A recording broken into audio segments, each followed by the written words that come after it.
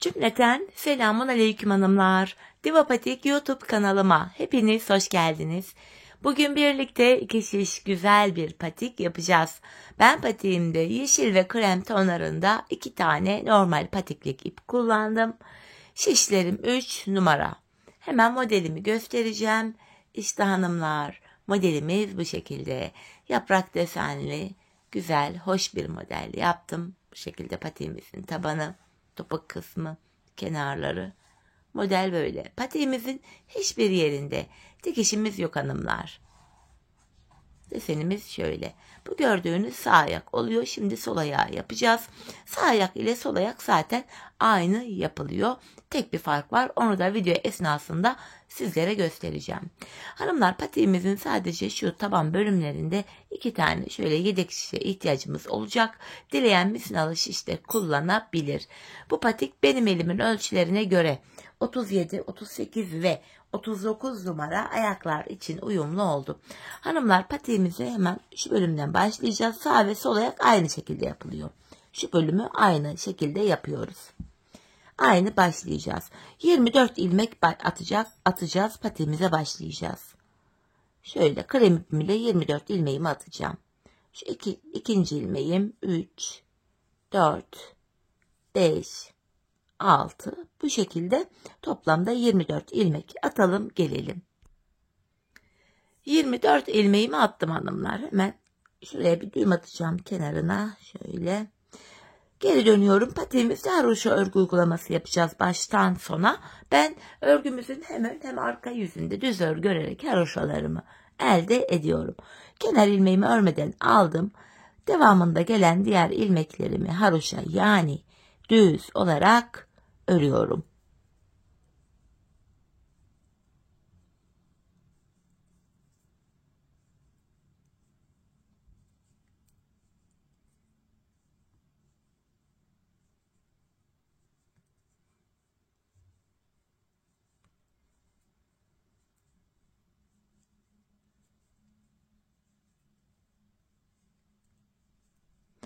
Sonuncu ilmeğimi de yine düz ördüm. Geri dönüyorum. Geri döndüğümüzde ön yüzdeyim hanımlar. Şöyle anlıyorum ön yüzde olduğumuzu. Şu başlangıç ipimiz şurası. Sol taraftaysa ön yüzdeyiz demektir. Burada hanımlar bakın bir diş haroşamız oluştu. Burada 2 diş haroşamızın olması gerekiyor. Bu nedenle şu an ön yüzdeyim. Sıra sonuna kadar ilmeklerimizi düz örelim hanımlar. Geri dönelim. Arka yüzde de yine ilmekleri düz örelim. Ön yüzde buluşalım. Evet hanımlar, ön yüzde ve arka yüzde ilmeklerimi düz ördüm. Tekrar ön yüzdeyim. Bakın burada bir diş haroşamız oluştu. Artık bu yaprak modelimize başlayacağız. Modelimizde hanımlar, yaprak modelimizde 1. sıradayız. Öncelikle bu sıramızda kenar ilmeğimle birlikte toplam 12 ilmeğimi krem ile örüyorum. 2 oldu. 3, 4, 5, 6, 7, 8, 9, 10, 11, 12 ilmeğimi krem ipim ile ördüm. Şimdi yeşilimi ekleyeceğim buraya. Modelde 1. sıramız 10 ilmek yeşil öreceğim hanımlar. 10 tane yeşil. Şu 1. yeşil ilmeğim. Hemen yeşil ipimin ucunu kremime bağlayacağım. Patiğimin sökülmesin diye buraya 2 tane düğüm atıyorum. 10 tane yeşil öreceğim. Birini örmüştük. İpimin ucunu gizleyerek götüreceğim şöyle. Şu 2. kremim. 3, 4, 5 yeşilim oldu. 6, 7, 8, 9, 10 tane yeşilimi ördüm. Bu kenardaki krem kaldı. Bunu örmüyoruz. Geri döneceğiz hanımlar. Geri döndüm. Arka yüzde ilmekleri gördüğümüz renklerle haroşa olarak öreceğiz. İlk ilmeğimi örerek başlıyorum arka yüzde. Yeşil ilmeklerimi yeşil ipim ile öreceğim. Krem ilmeklerimi de krem ipim ile. Bakın yeşil ilmeklerimi ördüm. Arka yüzde ip geçişinde ipimi arka yüzde bırakıyorum. Kremimi aldım. Krem ilmeklerimi de sıra sonuna kadar krem ipim ile örüyorum. Modelimizin 1. sırası böyleydi. Sonuncu ilmeğimi de yine ördüm. Geri dönüyorum hanımlar. Tekrar ön yüzde, modelde de 2. sıradayız. Bu sıramızda 11 tane krem öreceğim. 11 krem. 1, 2, 3, 4, 5, 6, 7, 8, 9, 10, 11. Yeşil ipimi alacağım. Yeşilimi şöyle kremin altından geçirerek çaprazlamasına alıyorum. 2 tane yeşil örüyorum.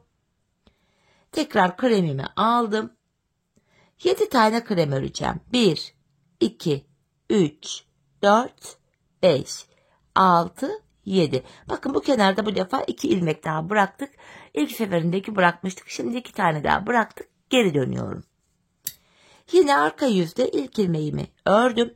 Krem ilmeklerimi krem ipim ile, yeşil ilmeklerimi yeşil ile öreceğim. Kremlerimi ördüm. Kremi arkaya alıyorum. Yeşil ipimi aldım. 2 tane yeşilimi yeşil ile örüyorum. Yine yeşilimi arkada bıraktım. Kremimi aldım. Kalan ilmeklerimi krem ipim ile örüyorum.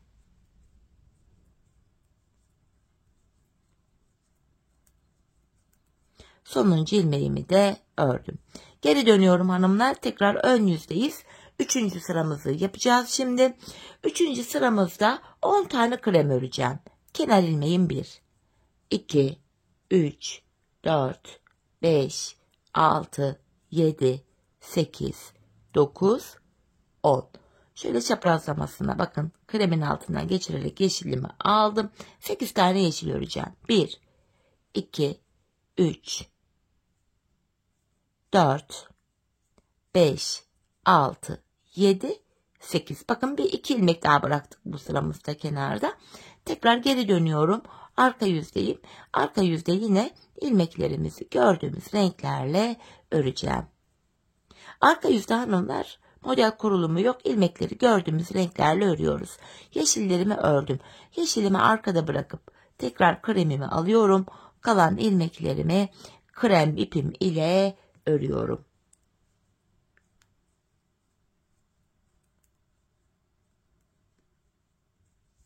Geri dönüyoruz hanımlar. Yeniden ön yüzde ve modelde 4. sıradayız. Bu sıramızda 9 tane krem öreceğim. Kenar ilmeğim 1, 2, 3, 4, 5, 6, 7, 8, 9. Şöyle kremimin altından geçirerek çaprazlamasına yeşilimi aldım. 2 tane yeşil örüyorum. Tekrar kremimi aldım. 5 tane krem. 1, 2, 3, 4, 5. Bakın yine bir 2 ilmek daha bıraktık kenara.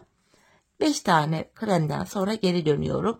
Yine arka yüzde hanımlar ilmekleri gördüğümüz renklerle örüyoruz. Arka yüzde model kurulumu yok. Videonun devamında artık bu arka yüzü göstermeyeceğim hanımlar. Arka yüzde ilmekleri gördüğümüz renklerle haroşa olarak öreceğiz çünkü. Tekrar kremimi aldım. Kalan ilmeklerimi krem ipim ile örüyorum.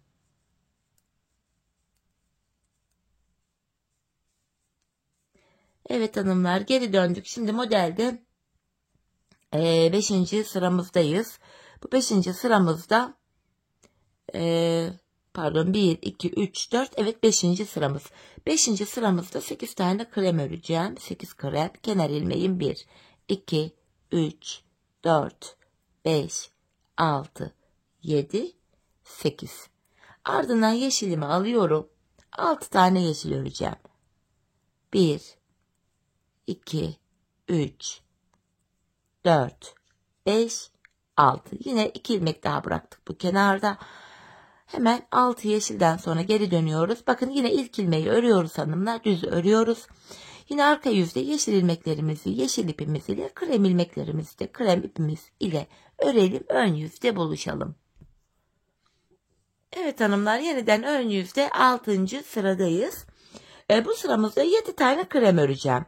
Kenar ilmeğim 1, 2, 3, 4, 5, 6, 7. Şu çaprazlamasına yeşilimi alıyorum. 2 tane yeşil örüyorum. Kremimi aldım. 3 tane krem öreceğim. 1, 2, 3. Kenarda 2 ilmek daha bıraktık. Geri dönüyoruz hanımlar. Yine arka yüzde ilk ilmeği öreceğiz.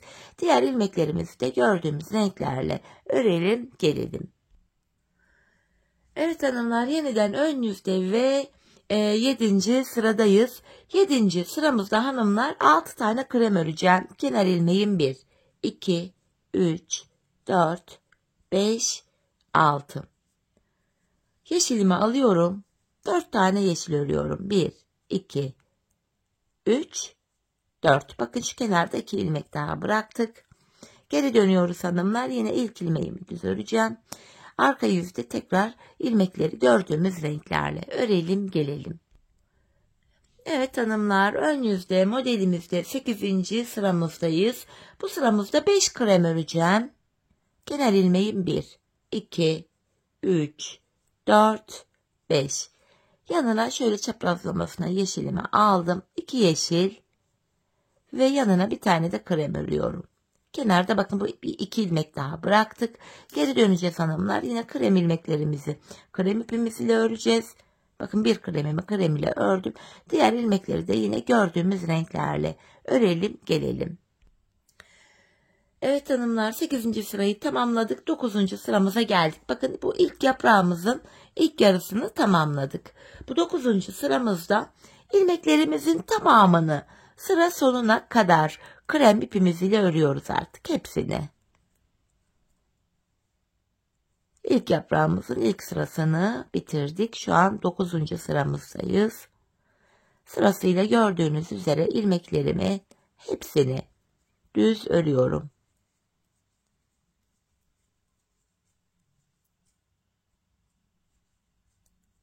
Sonuncu ilmeğimi de ördüm. Geri dönüyorum hanımlar. Arka yüzdeyim. Yine arka yüzde kenar ilmeğimi örmeden aldım.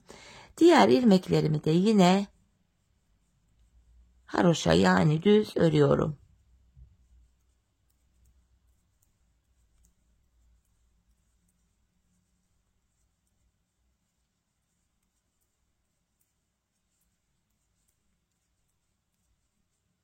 Sonuncu ilmeğimi de ördüm. Gördüğünüz üzere ilk yaprağımızı, ilk bölümünü böylece tamamladık hanımlar. Şimdi yaprağımızın ikinci bölümüyle yani 10. sıramızla devam edeceğiz. 10. sıramızda 5 krem, 1, 2, 3, 4, 5. 2 tane yeşil, 1, 2 ve yanına bir tane krem örüyoruz. Ardından geri dönüyoruz hanımlar. Yine ilk ilmeğimi düz ördüm. Diğer ilmeklerimizi de tekrar gördüğümüz renklerle örelim gelelim. Modelimizde şimdi 11. sıradayız. Bu sıramızda da 6 tane krem öreceğim. Kenar ilmeğim 1, 2, 3, 4, 5, 6. Yanına 4 ilmek yeşil. 1, 2, 3, 4. Geri dönüyoruz. Yine ilk ilmeği örerek başlayacağız hanımlar. İlmekleri gördüğümüz renklerle örelim. Ön yüzde buluşalım. Evet hanımlar, şimdi de modelimizde ön yüzde 12. sıradayız. 7 krem örüyorum. Kenar ilmeğim 1, 2, 3, 4, 5, 6, 7. Yanına 2 tane yeşil öreceğim. 1, 2 ve 3 tane krem. Şu 1, 2, 3. Geri döneceğiz hanımlar. Yine arka yüzde ilmeklerimizi gördüğümüz renklerle örelim gelelim. Evet hanımlar, şimdi de modelde 13. sıramızdayız. Bu sıramızda 8 tane krem. Şu kenar ilmeğim 1, 2, 3, 4, 5, 6, 7, 8. Yanına 6 ilmek yeşil. 1, 2, 3, 4, 5 ve 6. Geri döneceğiz. Yine arka yüzde hanımlar ilmeklerimizi gördüğümüz renklerle örelim gelelim. Evet hanımlar, ön yüzde 14. sıramızdayız şimdi de. Bu sıramızda 9 tane krem öreceğim. Şu kenar ilmeğim 1, 2, 3, 4, 5, 6, 7, 8, 9. Yanına 2 tane yeşil, 1, 2. Tekrar kremimi alıyorum. 5 tane de krem örüyorum. 2, 3, 4, 5. Ardından geri döneceğiz. Yine arka yüzde ilmeklerimizi gördüğümüz renklerle örelim gelelim. Şimdi de 15. sıramızdayız hanımlar ön yüzde. 10 tane krem öreceğim. Şu 2, 3, 4, 5, 6, 7, 8, 9, 10. Yeşilimi alıyorum. 8 ilmekte yeşilim var. 1, 2, 3, 4, 5, 6, 7 ve 8. 8 yeşilden sonra geri dönüyoruz hanımlar. Yine arka yüzde ilmeklerimizi gördüğümüz renklerle örelim gelelim. Tekrar ön yüzde ve 16. sıradayız hanımlar. Bu sıramızda 11 tane krem öreceğim. Kenar ilmeğim 1, 2, 3, 4, 5, 6, 7, 8, 9, 10, 11 tane kremimi ördüm. Yanına 2 tane yeşil öreceğim. 1, 2. Tekrar kremimi alıyorum. 7 tane krem. 1, 2, 3, 4, 5, 6, 7. Ardından hemen geri döneceğiz. Yine arka yüzde ilmeklerimizi gördüğümüz renklerle örelim gelelim. Modelde 17. ve sonuncu sıramızdayız hanımlar. İlk yaprağımızın son sırası. 12 krem öreceğim. Kenar ilmeğim 1, 2, 3, 4, 5, 6, 7, 8, 9, 10, 11, 12 kremimi ördüm. Yeşilimi alıyorum. 10 ilmekte yeşilim var. 1, 2, 3, 4, 5, 6, 7, 8, 9, 10. Kenarda 2 tane ilmek kaldı. Onu örmüyoruz. Geri dönüyoruz. Yine arka yüzde hanımlar ilk ilmeğimi düz örerek başlıyorum. Diğer ilmeklerimi de gördüğümüz renklerle sıra sonuna kadar örelim gelelim. Evet hanımlar ön yüzdeyiz. İlk yaprağımızı bitirdik. Bakın yaprak şeklimiz oluştu. Böyle ilk yaprağımız bu şekilde. Şimdi yaprak arasında hanımlar bir diş haroşamız var. Yani bakın tam olarak şurası. Krem ipimiz ile bir diş haroşa öreceğiz. Hanımlar bu aşamada ilmeklerimizin tamamını 24 ilmeğimizin hepsini sıra sonuna kadar düz örelim. Arka yüzde de yine düz olarak örüp ön yüzde buluşalım. Evet hanımlar bir diş haroşamı ördüm geldim. Şimdi ikinci yaprağımıza başlayacağız. İlk yaprağımızı nasıl yaptıysak ikinciyi de aynı şekilde yapacağız. 17 sıradan oluşan yaprağımızın tekrarı. İlk sırasını kafanız karışmasın diye yine sizlere göstermek istiyorum. İlk yaprağımızı yaparken birinci sırasında toplam 12 tane krem örmüştük. Kenar ilmeğim 1, 2, 3, 4, 5, 6, 7, 8, 9, 10, 11, 12. Hemen yeşilimi alıyorum. Yanına 10 tane de yeşil örmüştük. 1, 2, 3, 4, 5, 6, 7, 8, 9, 10. Ardından geri dönmüştük hanımlar. Yine arka yüzde ilmeklerimizi gördüğümüz renklerle örüyoruz. İlk yaprağımızı nasıl yaptıysak ikinciyi de aynı şekilde yapıyoruz. Yine yeşil ilmeklerimizi yeşil ile, krem ilmeklerimizi de krem ile örüyoruz arka yüzde. Ön yüzde model kurulumu yapıyorduk. Arka yüzde de ilmeklerimizi gördüğümüz renklerle haroşa olarak örüyoruz. Bu şekilde ikinci yaprağımızın ilk sırasında yaptık. Bu şekilde şimdi ikinciyi yapacağız. 3, 4, 5 derken 17 sıralık yaprağı tamamlayacağız. Bu aşamada hanımlar modele bakarak yapanlar yapabilir. Bazı hanımlar da ben modele bakarak yapamıyorum diyebilir. Onlar da aynen şöyle yapacaklar. İlk yaprağı yaptığımız bölümlere gelerek bu sıralamaları takip ederek aynı işlemi ikinci kez tekrar edecekler. İlk videoyu izleyerek ikinci yaprağı da yapacaklar. Zaten ilk videoda her sırayı tek tek belirttim. Birinci sıra, üçüncü, 5, 6, 7, 10, 13, 15, 17 diye tek tek söyledim. Buna bakarak ikinci yaprağı da kolayca yapabilirsiniz. Yani hanımlar bakın şuradan başladık. İlkini bitirdik. İkinci yaprağımız da bu. İkinci yaprağımızı da bitirelim hanımlar. Ardından modele başlarken krem ipimiz ile 2 diş haroşa örmüştük. İkinci yaprak bittikten sonra yine krem ipimiz ile 2 diş haroşamızı örelim gelelim. Ardından tabanımıza başlayalım birlikte. Evet hanımlar, patiğimin bu bölümünü tamamladım. İkinci yaprağımı bitirdim. Ardından krem ipim ile 2 diş haroşa ördüm. Yeşil ipimi de kesip arkaya ucunu gizledim. Şimdi ilmeklerimizi keseceğiz hanımlar. İkişer ikişer toplayarak ilmeklerimizi keseceğim. Şöyle çok sıkı bir kesim yapmayalım hanımlar. Bu şekilde. İlmeklerimizin tamamını kesip gelelim. Evet hanımlar, ilmeklerimin hepsini kestim, ardından buradaki ipimi de kestim geldim. Dediğim gibi bakın, bu sağ ayak patiğimizdi. Şimdi biz sol ayağı yapacağız. Sağ ayak ve sol ayağın önü aynı şekilde örülüyor hanımlar. Sadece tek fark şu: yanlardan ilmek çıkartırken yönüne dikkat edeceğiz. Bu aşamada hanımlar, bu sağ ayağı yaparken ilmekleri şuradan çıkartmaya başlayacaksınız. Bakın şekli şu şekilde.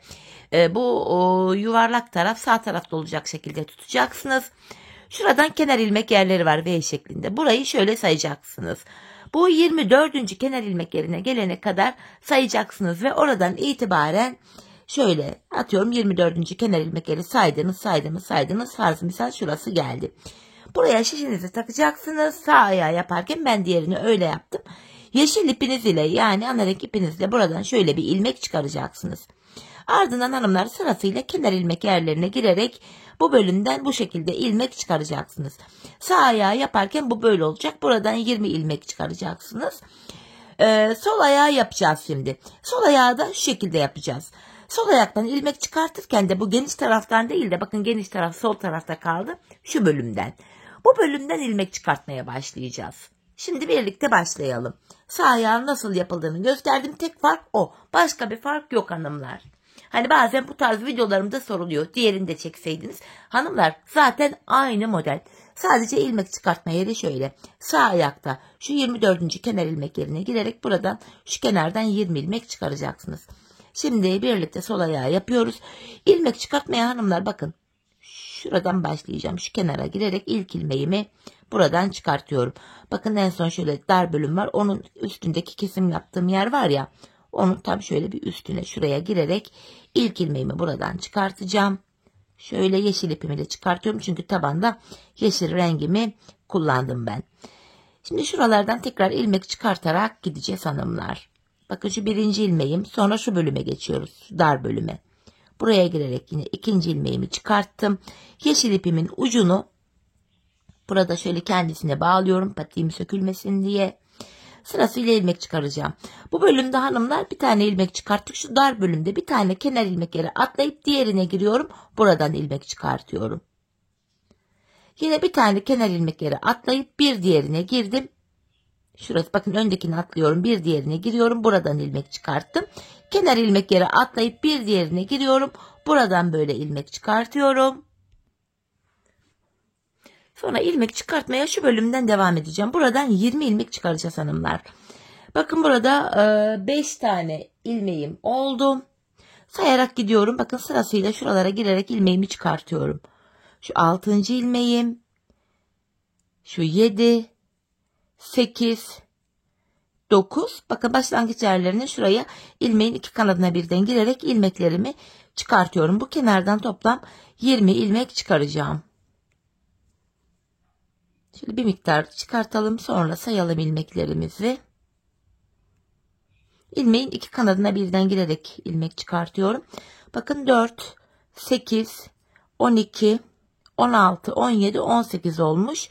19, 20. 20 ilmek buradan çıkarttım. Sağ ayağı yaparken de hanımlar şu bölümden 20 ilmek çıkaracaksınız. Burun kısmına gelen yerden bir diğer şişime 10 ilmek çıkaracağım. Videonun başında yedek şiş kullanacağım dediğimiz yer burası. Buradan da 10 ilmek çıkaracağım burun kısmına denk gelen yerden. 3 oldu. 4, 5, 6. Bakın diğer tarafa kayarak gidiyorum. 7, 8, 9, 10. Bakın burun kısmına gelen yerden 10 ilmek çıkarttım. Bir diğer yedek şişimi alıyorum. Yine şu kenarlardan bu taraftan da 20 ilmek çıkaracağım. Bu kenardan 20 çıkarttık. Burundan 20, buradan da 20. Sağ ayağı yapanlar yine 20, 10, 20 olacak şekilde böyle dönerek ilmeklerini çıkaracaklar. Birinci ilmeğim, 2, 3, 4, 5, 6, 7, 8, 9, 10, 11, 12, 13, 14, 15, 16, 17, 18, 19, 20. 20 ilmek de buradan çıkarttım hanımlar. Dediğim gibi sağ ayağı yapanlar bakın şu kenardan ilmek çıkartmaya başlayacaklar. 20 ilmek çıkaracaklar. Burun kısmına 10 ilmek. Şu kenardan da gelerek bakın burası sağ ayağı yaparken de şu aradan birer ilmek atlayarak şu kısa olan bölümden yine ilmek çıkaracaklar. Buraya kadar gelecekler. 20 ilmek de buradan çıkaracaklar. Şimdi yapacağımız işlem şu. İlmeklerimizi haroşa öreceğiz yine hanımlar. İlk ilmeğimi şöyle örmeden alıyorum. Diğer ilmeklerimi sırasıyla haroşa öreceğim bu şekilde. Hepsini haroşa öreceğiz. Hanımlar bu şekilde dolanarak bakın önce bu şişimizi, sonra burundaki 10 ilmeği, sonra diğer taraftaki 20 ilmeği bu uca kadar haroşa örelim gelelim. Evet hanımlar bakın diğer uca kadar ilmeklerimi haroşa ördüm. Şimdi geri dönüyoruz. Ön yüzdeyiz. Bu aşamada artık şu taban kesimine de başlayacağız. Şu bölüme. Burada yapacağımız işlem şu hanımlar. Öncelikle ilk şişimdeki 20 ilmeğimi öreceğim. Tamamen haroşa örgü. Yani düz örgüye devam ediyoruz. İlk şişteki 20 ilmeği öreceğim. Burun kısmındaki 10 ilmek ile kesimlerimize başlayacağız.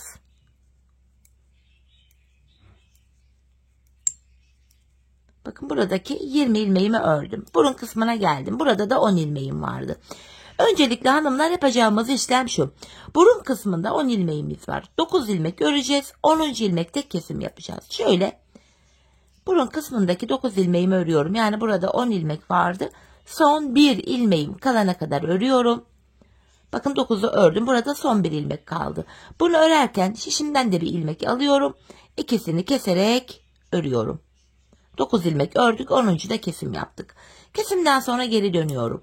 İpim karşıda, ilk ilmeğimi örmeden aldım. Tekrardan 9 ilmeğimi öreceğim. 3, 4, 5, 6, 7, 8, 9. 10. ilmeği örerken hemen yandan da bir ilmek alacağım. İkisini birlikte keserek öreceğim. Tekrar geri dönüyorum. Kesimden sonra geri dönüyoruz. Yine ipim karşıda, ilk ilmeğimi örmeden aldım. 9 ilmeğimi örüyorum. Bakın burada son 1 ilmek kaldı. Bu 10. ilmeği örerken şişimden de bir ilmek alıyorum. İkisini keserek örüyorum. Tekrar geri döndüm. İpim karşıda ve ilk ilmeğimi örmeden aldım. Yeniden 9 ilmeğimi öreceğim. Şu 10. ilmeği örerken yandan da bir ilmek alıyorum. İkisini keserek örüyorum. Yapacağımız işlem bu hanımlar. 9 ilmek öreceğiz. 10. da kesimi yapacağız. Biz bu kesme işlemine şu sağ ve sol tarafta ilmeklerimiz var şişlerimizde. Buralarda 10'ar ilmek kalana kadar devam edeceğiz. 10 ilmek sağ tarafta, 10 ilmek sol tarafta kalacak. Bu şekilde patiğimizin bu burun kısmındaki kesimimizi yapalım gelelim. Evet hanımlar. Hem sağ hem de sol tarafta 10'ar ilmeğim kalana kadar patiğimin tabanını 10 ilmek üzerinden ördüm geldim. Buralarda 10'ar ilmeğim kaldı. Şimdi hanımlar yapacağımız işlem şu. Kesim yapmayacağız. Yanlardan birer ilmek alarak bu orta kısmı genişleteceğiz. Şöyle. Yine ipim karşıda, ilk ilmeği örmeden aldım. Bu tabandaki ilmeklerimi örüyorum. Yani 10 ilmeğimi örüyorum. Kesim yapmıyoruz. Bakın 10 ilmeğimi ördüm. Hemen yan taraftan bir ilmek örerek ortaya ekledim. Geri dönüyorum. Ortada 11 ilmeğimiz oldu. Yine ipim karşıda, ilk ilmeği örmeden aldım. Şimdi ortadaki ilmeklerimi öreceğim.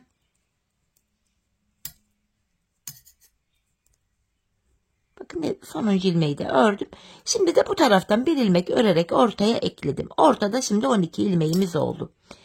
İlmek ekledikten sonra yine geri dönüyorum. İpim karşıda. İlk ilmeği örmeden aldım. Ortadaki 12 ilmeğimi öreceğim öncelikle.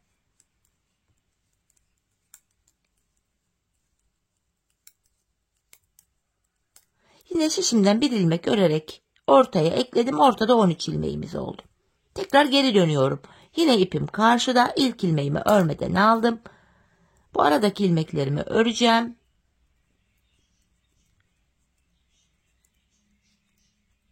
Bakın sonuncu ilmeği de ördüm. Şişimden yine bir ilmek örerek ortaya ekledim. 14 oldu. Tekrar geri döneceğiz hanımlar. Böyle böyle yanlardaki ilmekler bitene kadar, buradaki ilmekler bitene kadar her dönüşte birer birer ortaya ekleyeceğiz hanımlar. Şimdi bu işlem sonunda buradaki ilmekler de ortaya eklenince şişteki toplam ilmek sayımız 30 olacak. Şimdi hep birlikte şu sağ ve sol taraftaki ilmeklerimiz bitene kadar patiğimizin bu bölümünü örelim gelelim. Evet hanımlar, bu yanlardaki ilmeklerin bitene kadar, yan şişlerdeki ilmekler bitene kadar ilmeklerimin hepsini bu şekilde ördüm geldim. Burada toplamda hanımlar 30 tane ilmeğim var. Şimdi bu aşamada bu yan kenar ilmek yerlerinden ilmekler çıkararak örmeye devam edeceğiz. Bu aşamada ilmekler böyle bu bölümde artarak gidecek. Artma olacağı için burada kasma yapacaktır. Bu nedenle şu tabandaki ilmekleri iki şişe ayıracağız. Yan kenar ilmek yerlerinden de ilmekler çıkaracağız. Bakın burada ilk kenar ilmek yerim şurası. Burada ilmeğin iki kanadına birden girerek bir ilmek çıkarttım. İlmek sayıları artmaya devam edecek hanımlar burada. Şimdi ilmeklerimi öreceğim. Yarıya kadar öreceğim. Sonra buradaki ilmekleri iki şişe paylaştıracağım.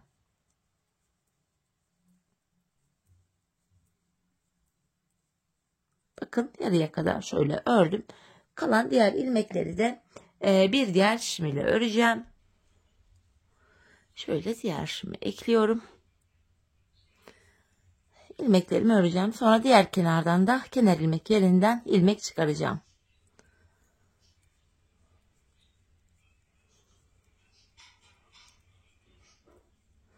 Sonuncu ilmeğimi de ördükten sonra burada da bakın kenar ilmek yerine girerek hemen şurada sıradaki kenar ilmek yerine ilmeğin iki kanadına birden girerek ilmeğimi çıkarttım. Ardından geri dönüyorum hanımlar. Yine ipim karşıda, ilk ilmeğimi örmeden aldım. İlmeklerimi diğer uca kadar öreceğim.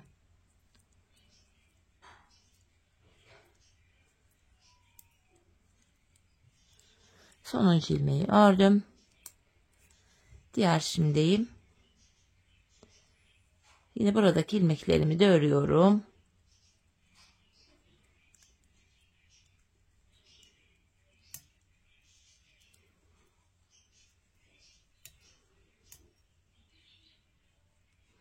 Yine son ilmeğimi de ördüm. Tekrar geri dönüyorum hanımlar. Tekrardan bir diğer kenar ilmek yerine, yani şuraya girerek, bakın ilmeğin iki kanadına birden girerek yine ilmeğimi çıkartıyorum. Bu şekilde ilmeklerimiz artış gösteriyor. Diğer uca kadar öreceğim.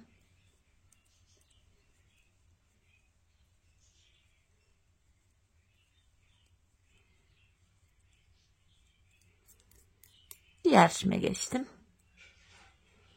Yine buradaki ilmeklerimi de haroşa örüyorum.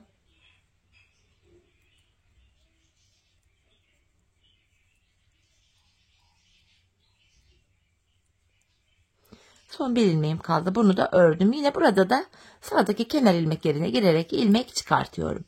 Bu şekilde hanımlar geri döneceğiz. Diğer uca kadar öreceğiz. Kenar ilmek yerlerinden sırasıyla ilmekler çıkararak gideceğiz. Burada hanımlar toplamda 50 ilmek olana kadar, yani şu taban bölümde şurada toplam 50 ilmek olana kadar bu işlemi yapmamız gerekiyor. Şimdi hep birlikte 50 ilmeğimiz olana kadar patiğimizin bu bölümünü örelim gelelim. Evet hanımlar, burada toplam 50 ilmeğim olana kadar yanlardan ilmek çıkartarak geldim. Şurası bu şekilde üçgen şekilde burada kalacak. Bakın patiğimizin şu bölümü oluyor burası.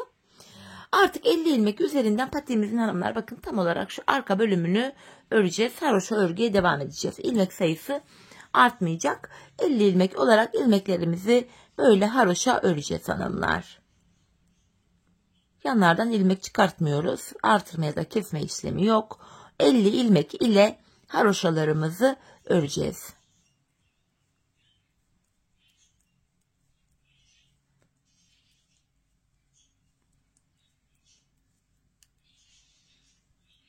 Diğer şeye geldim. Yine buradaki ilmeklerimi de öreceğim.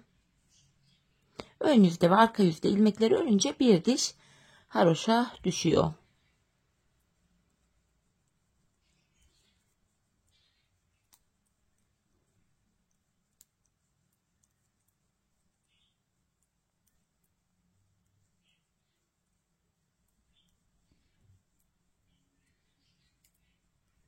Sonuncu ilmeğimi ördüm.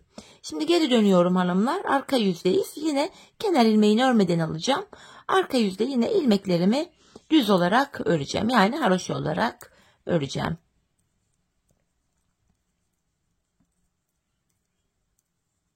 Böylece ön yüze bir diş haroşamız düşüyor. Ön yüzde arka yüzde 2 sıra örüyoruz. Bir diş haroşa oluyor böylece. Yine bir diğer işime geldim.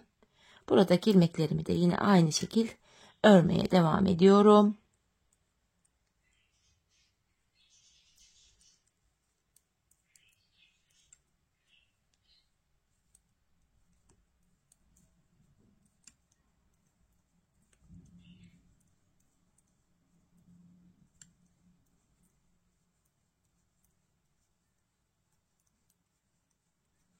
Sonuncu ilmeğimi de ördüm.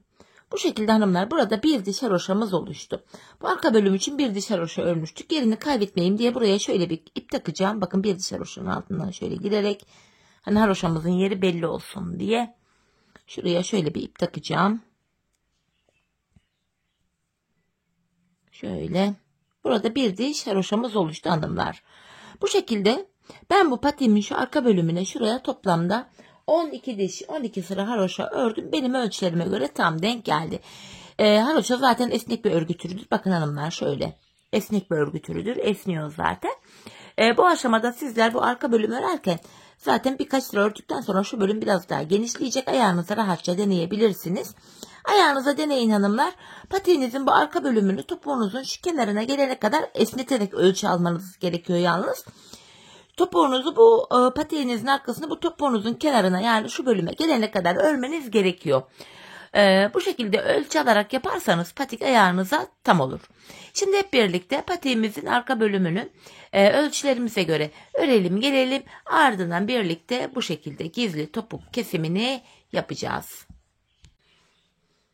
Evet hanımlar 12 sıra olacak şekilde şu arka bölümü ördüm. Hemen ipi çekiyorum buradan. Bakın haroşa patik olduğu için gayet esnek şöyle açıyor. Şimdi topuğumuzu keseceğiz. Topuk bölümünde hanımlar bana kolaylık sağlasın diye ön yüzden baktığımızda bu sol tarafa 21 ilmek ayırdım. Kalan ilmeklerin hepsini sağ şişime taktım. Şimdi topuğumuzu örmeye başlayacağız. Haroşaya devam ediyoruz tabii ki. İlmeklerimi sayarak gideceğim hanımlar. 2, 3, 4, 5, 6, 7, 8, 9, 10. 11, 12, 13, 14, 15, 16, 17, 18, 19, 20 ilmeğimi ördüm. 21. ilmeğimi örerken şu öndeki iki ilmeğin ikisini birlikte keserek örüyorum hanımlar. 20 ilmek ördük. 21. de kesim yaptık. Zaten bu sol tarafa da 21 ilmek ayırmıştık. Topuğumuz için orta kısımda 7 ilmeğimiz kaldı. Bu 7 ilmek her seferinde birer birer kesilecek, eksilecek, bitecek. Böylece topuğumuz oluşacak. Şimdi yapacağımız işlem şu. Kesim yaptım. Geri dönüyorum hanımlar. İpim karşıda ilk ilmeği örmeden aldım. Diğer ilmeklerimi sıra sonuna kadar haroşa olarak örüyorum.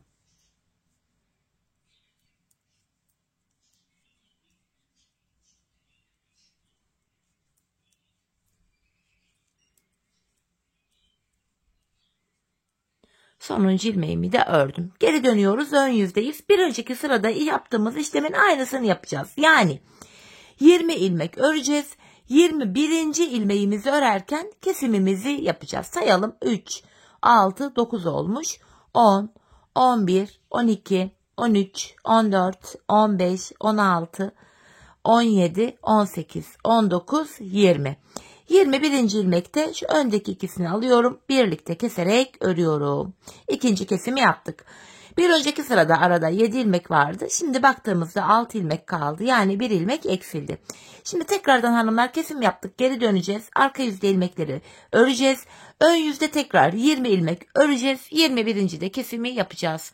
Biz bu kesme işlemine arada kalan 6 ilmeğimiz bitene kadar devam edeceğiz. Şimdi hep birlikte bu 6 ilmek bitene kadar patiğimizin topuğunu örelim gelelim.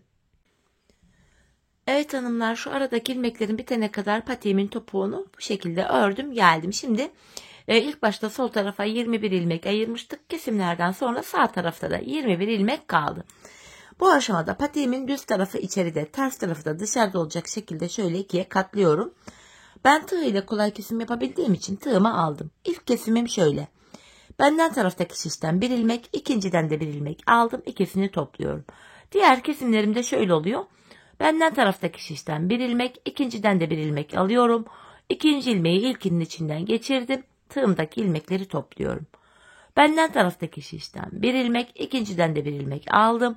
İkinciyi ilkinin içinden geçirdim. Tığımdaki ilmekleri topluyorum. Karşılıklı olarak şişlerimizden birer tane ilmek alıyoruz ve ikinci şişimizden aldığımız ilmeği ilk şişten aldığımız ilmeğin içinden geçiriyoruz. Tığımızdaki ilmekleri topluyoruz.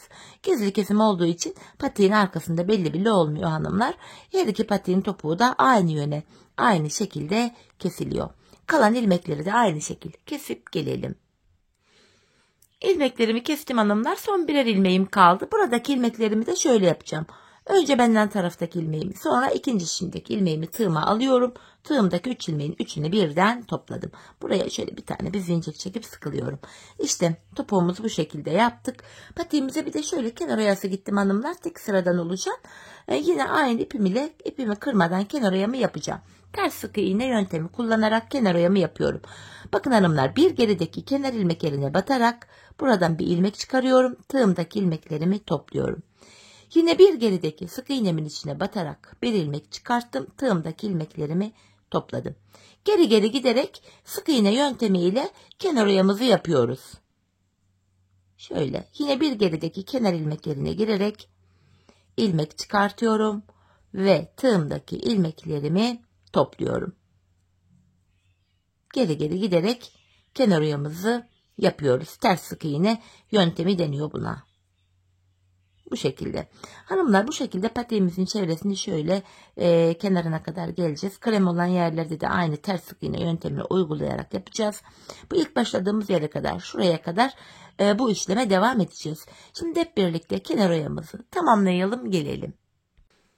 Evet hanımlar, ilk başladığım yere kadar kenar oyamı yaptım geldim. En son buraya da bir tane bir zincir çekiyorum ve şöyle ipimi artık keseceğim. Hemen ipimizin ucunu gizleyelim. Patiğimizi bitirdik. Şöyle ipimizi gizledik. Evet hanımlar, bakın patiğimiz bu şekilde. Şöyle görüntümüz bu. Şimdi ayakta kendini çok daha iyi gösterecek. Görüntü itibariyle duruşu da böyle. Hemen manken ayağıma giydireyim. Ayağımızda da görelim patiğimizi. Çok şık, güzel, farklı bir model oldu. Ben çok beğenerek yaptım, severek yaptım.